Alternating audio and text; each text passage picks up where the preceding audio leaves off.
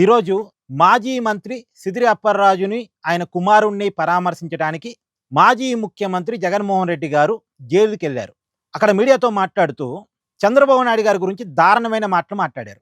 ఒకసారి వినండి. 80 ఏళ్ల వయసు వస్తా ఉంది చంద్రబాబు నాయుడు. మనిషి అన్నం తింటున్నాడా, గడ్డి తింటున్నాడా అని అడుగుతా ఉన్నా. ఇప్పుడు నేనేమంటానంటే, సహజంగా పరామర్శ అనేది చనిపోయిన కుటుంబానికి ఉంటుందా, లేదు చంపేసిన కుటుంబానికి ఉంటుందా? చనిపోయిన కుటుంబాన్ని కదా పరామర్శించాల్సింది. కానీ చనిపోయిన కుటుంబాన్ని పరామర్శించకుండా చంపేసిన కుటుంబాన్ని పరామర్శించడం అంటే, ఇప్పుడు మనం అనొచ్చు కదా జగన్మోహన్ రెడ్డి గారిని, నువ్వు మనిషివేనా, అన్నం తింటున్నావా, గడ్డి తింటున్నావా అని అనొచ్చా? సరే, ఇది పోనీయండి. ఆయన పోయింది పరామర్శ కార్యక్రమం కోసం కదా. పెద్ద ఎత్తున జనాలు ఎందుకు సమీకరించబడ్డారు? పెద్ద ఎత్తున వెహికల్ ర్యాలీ ఎందుకు పెట్టారు? ర్యాలీకి పర్మిషన్ లేదని చెప్పినా సరే నిబంధనలు ఉల్లంఘించి మరి పెద్ద ఎత్తున జనాలను సమీకరించి వెహికల్ ర్యాలీ పెట్టి, ఏంటిది పరామర్శ కార్యక్రమా లేక పబ్లిసిటీ కార్యక్రమమా? అంటే పరామర్శ కార్యక్రమాలను కూడా పబ్లిసిటీ కార్యక్రమాల్లాగా వాడుకునేటువంటి జగన్మోహన్ రెడ్డి గారిని మనం అనొచ్చా? నువ్వు మనిషివేనా, అన్నం తింటున్నావా, గడ్డి తింటున్నావా, పరామర్శ దగ్గర ఈ పబ్లిసిటీ ఏంది అనొచ్చా? సరే, ఇది కూడా పోనీయండి. నేనేమంటానంటే, ఇంకొక బయట వినిపిస్తా, ఒకసారి చూడండి. రూ. 1,00,000 సాయి చేస్తామని వచ్చారు. రూ. 1,00,000 ఇస్తాము. మా ఇంట్లో పనిగా ఒక మనిషి అమ్మకి వచ్చి సోలోని అంటే నా కొడుకు చంపేసి నువ్వు రూ. 1,00,000 ఇస్తావు, నేను రూ. 1,00,000 ఇంట్లో పెట్టుకొని నా కొడుకు నా కోళ్ళ చేత నీ ఇంట్లో పని చేయించాలా?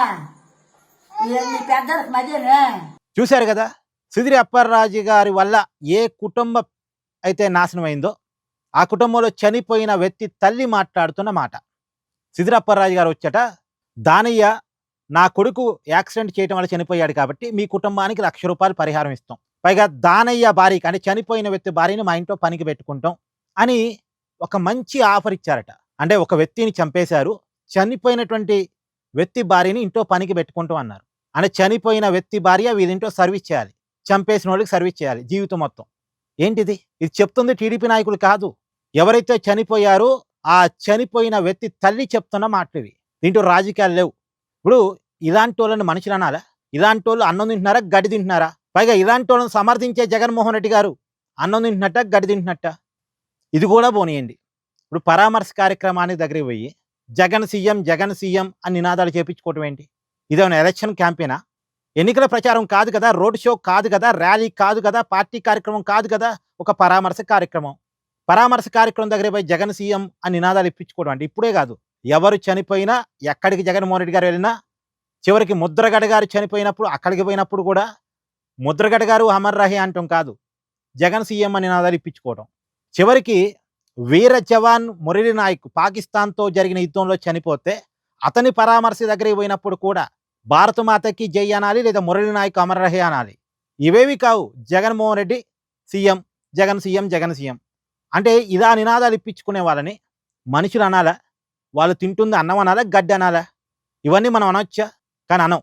ఎందుకు అనమంటే, అక్కడ ఉంది ఒక మాజీ ముఖ్యమంత్రి కాబట్టి, ఒక పార్టీకి అధినేత కాబట్టి, మనకు కొన్ని పద్ధతులు తెలుసు కాబట్టి మనం పరిధులు దాటి అనం. కానీ జగన్మోహన్ రెడ్డి గారు తనకన్నా పెద్ద వయసు, తండ్రి వయసు ఉన్నటువంటి చంద్రబాబు నాయుడు గారిని ఉద్దేశించి ఈ మాటలు మాట్లాడొచ్చా? నోటికి వచ్చినట్టు మాట్లాడాల్సుకుంటే ఎంతమందికి ఎన్ని మాటలు రావు. కానీ ఒక పద్ధతి ఉంటుంది, మాటలు హద్దుల్లో ఉండాలి, చేతల పరిధుల్లో ఉండాలి. కానీ మాటలు హద్దుల్లో లేవు, చేతల పరిధుల్లో లేవు. ఇలాంటి వాళ్ళని ఏమనాలి అనేది మీరే కామెంట్ చేయండి.